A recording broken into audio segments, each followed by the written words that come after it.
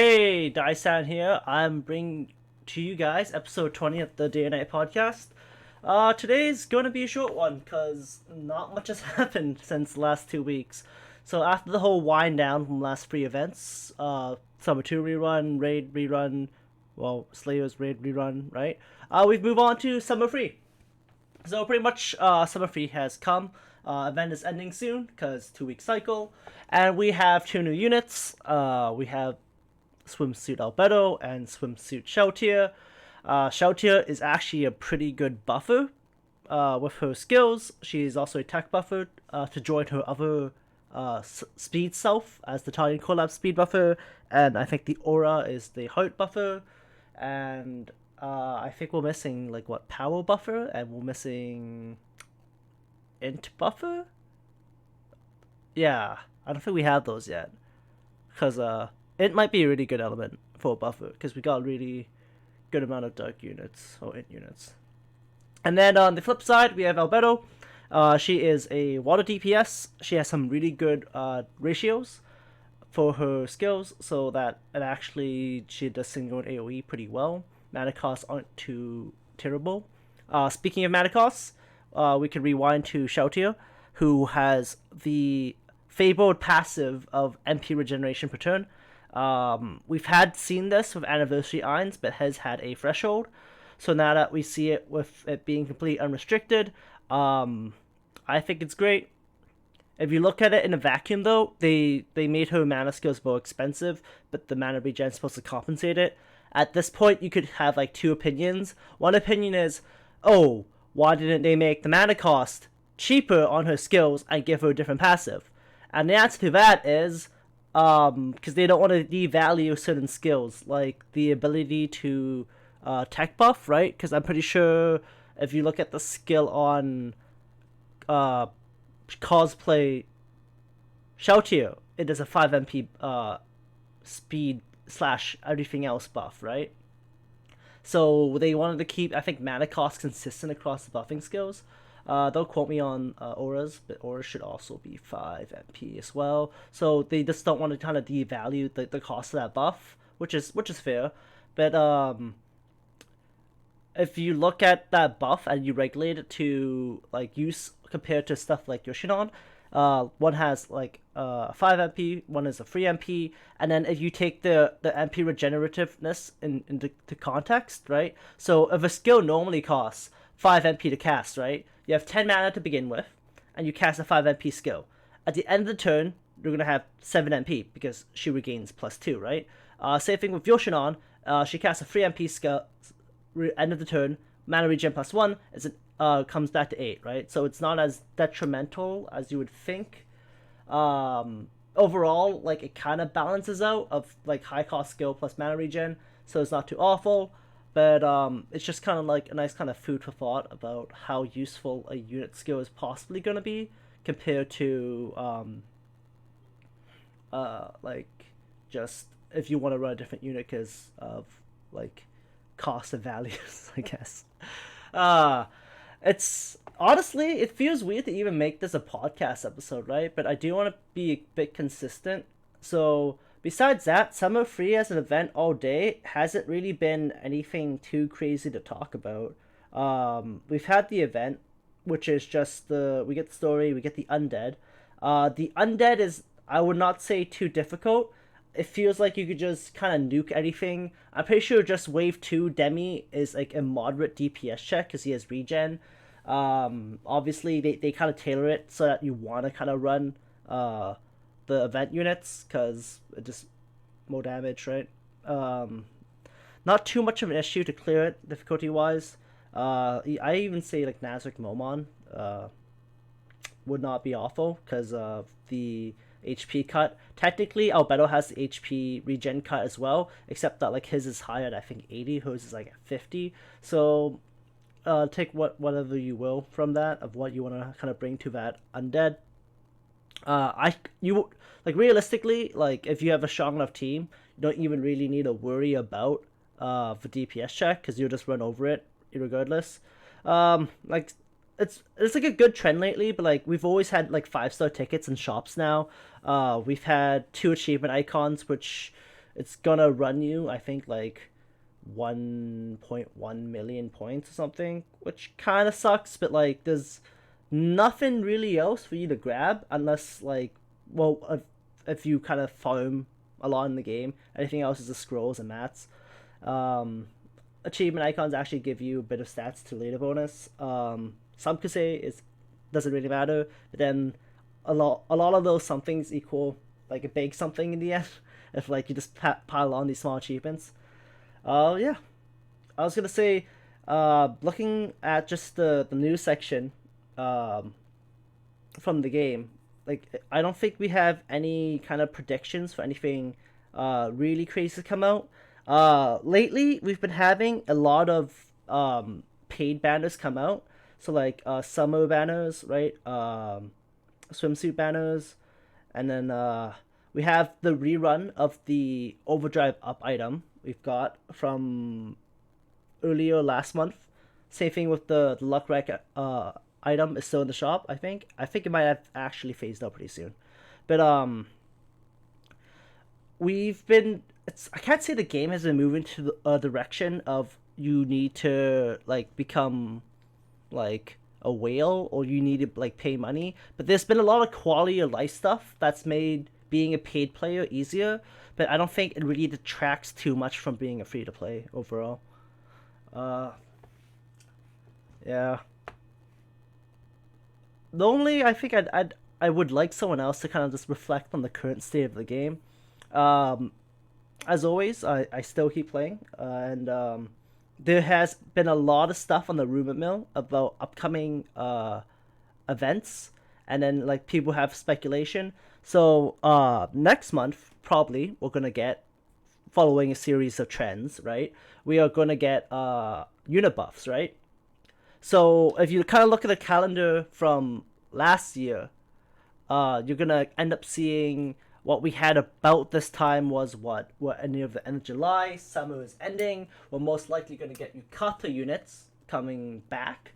So we'll probably get like Yukata 2, most likely. So that means Yukata Pledis, all six of them will probably get buffed. If we're lucky, we're probably gonna get another Nazarick unit buff, and I think there's a few of them left. I think Victim, Drishnev, Aura are still left to get buffed, so we may get one of those buffed. And then what is it? We're gonna go rolling to September. So just looking at that, what else did we have this year last time? I would say we had Cautious Hero. So we might have Cautious Hero coming up because I know for sure Shield Heroes in November, and if they want to keep this on the rerun track list of like things that are close, oh actually, holy shit, they skipped Berserk, right? But with the death of the author, I'm not sure they're gonna rerun Berserk or not, which would kind of be depressing if they didn't. But I think that might be an issue about getting it back unless like licensing company is okay with it. So like maybe we get a Berserk rerun before Shield Hero in November, if they're following any kind of rerun schedule. We also can get Cautious Hero, which could also come out before Shield Hero. So realistically, what I'm just gonna write off the rest of July. That's like three days, right? Or 4 days if I can count. No, 3 days, 3 days. So July's done. August we'll probably get Yukata for like the large window. It'll probably run into a collab if we get that, either Berserk or Cautious. I'm hoping for Berserk because I do want to see that back. I want to pull Guts, make him better than 2 Beto. If not, we get Cautious. I'm also looking forward to Cautious because I want any character because I hopped onto the train late. As in, I only watched the anime halfway through the event, and then I'm like, I should pull for a unit, and then just got super unlucky. Besides that, I don't think we have any other future predictions coming up. We start getting into like, man, I don't even know what happened in September of last year again. I probably had to like jog my memory or like stare at my units hard enough. But like after that, after summer and after Yukata, like the festival, right? October we get Halloween for sure, and then it's gonna follow a trend most likely. They're gonna jam Halloween 1, Halloween 2. Was there even a Halloween 1? Yes, right? Oh my god, yeah. Oh, my memory's going to shit. But yeah, no. So most likely we're gonna go Halloween 1, Halloween 2, reruns. In the early, I think even the beginning of October, uh, and they just kind of like condense it to like maybe like 12 days, and then they do it like I don't know, like 10 days, 10 days, 10 days, so that you hit Halloween free by the time you get the end of Halloween. I don't hate how they're rerunning the old events, because for newer players it's good to get the chaos relics that they want, but it's kind of also a bit off of just like some of the stuff is dated, and do you really want it as a new player compared to how strong some of the new units are, and can anything get as good with just enough buffs? Because even if you look at the Summer 1 unit buffs, like, they're barely, I can't say barely usable, but like, they're not as strong as the new units. Like, it's even, if you look at Summer Lup, which is a still really good unit healer-wise, that came out, it's like, she's just not as good as Christmas Mare, and then if people pull for her and be like, okay, well, she's good, right? But then why not just say for Christmas Mare, who is also most likely just going to get a buff in December? So it's like, it's they're just gonna keep retroactively buffing older units, but like unless they make it stronger, it's like why pull for them when new units are just gonna be a bit stronger, or like even newer units by like a year are gonna be stronger, like buff wise. Either way, that doesn't mean you should not pull on like characters you like though. It does mean though that the people making Overlord should definitely make more male units though, cause like holy shit, all of this year has kind of been a wash. I was gonna say, male unit wise, we've had like what Shiramochi at the beginning of January, February. We had like White Day stuff, which is Valentine's too. Sorry, White Day's the month after. We don't even get like a White Day event. So we get Valentine's. We had like Pledis, uh, fast forward anniversary at Pimpines, and like, that's kind of it. And then like, am I missing something? Like I guess for like collabs, we got like Amare, right? The ReZero Amare, and anything else was just waifus. Oof, not a good track record at all for circumventing expectations of more male units. Like we could use another Cocytus, dude. My poor boy Cocytus has like four forms, like what base Nazric, Mighty Warrior, and then like fucking Spear and Sword, right? One strike. That's like nothing. Demi got like Halloween Demi, like the year last Halloween, right? I think that was his newest one, and Samurai's was before that. Sebas hasn't gotten anything new in a while, right? So we had like sorry, roll back to Demi's base Demi, Yabudov, Naz Demi, Samurai, Halloween. I think that might be it. Yeah, and then like Sebas is just base Sebas, minor Sebas, Christmas Sebas, Samurai Sebas. Holy cow. Yeah, most Maris got like a pair with an aura, but like I don't know, man. Twins comes in sets, and then like Pandora's Actor still hasn't gotten anything past Nazfest. Oh god, probably the worst if you don't count characters who just got one Nazfest form and got thrown aside, like Victim, Kyoku, Jujnib, Gazip at 5. I don't know. There's only so much potential I think you can bring out with another character in Nazfest. Like we get 5-star Climb, you know. Climb, the character everyone loves so much. Yeah? No? Maybe? Stuff like that. So, I don't know, man. At this rate, I'd probably bet you, like, the next new unit's probably gonna be, like, female. It's probably gonna be, like, what? We just had a Shout here. We just had Albedo. It's gonna be, like... Oh, man. That's depressing, because I'm gonna be, like... It's gonna be, like, another Albedo. It's gonna be, like, an Aura. It's gonna be, like... Man, I bet you there's gonna be at least 2 more battles coming out by the end of this year. Holy shit, just the way they're pumping those out and just trying to like appease like people to pull. It's like, it's not wrong, because like you want to make money and you want the people to keep playing, so they'll pull for units they like, and you can't go wrong pulling for a Shelter or an Albedo. But like, we've had like 3 or 4 of those already, and just this year, and it feels kind of sad.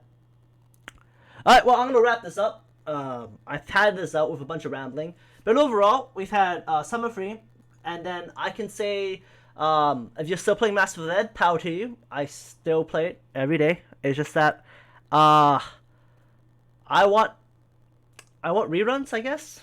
I want new units that aren't all female, and what I'm gonna ramble on about is guilds. They need to make the guild system better. Like, you can't just throw a guild raid every like 4 months or something and be like, here you go, guild raid. No new implication. You're not making the point ladder bigger. You're not putting a guild shop. Like, most guilds at this point are rank 5 and just like over 5 making XP.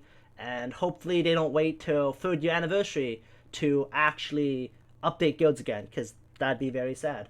Hopefully, the devs still put love into this game and still keep pumping things out, because I actually want this game to last like quite a long time, right? I think what, FGO's closing 6-year anniversary.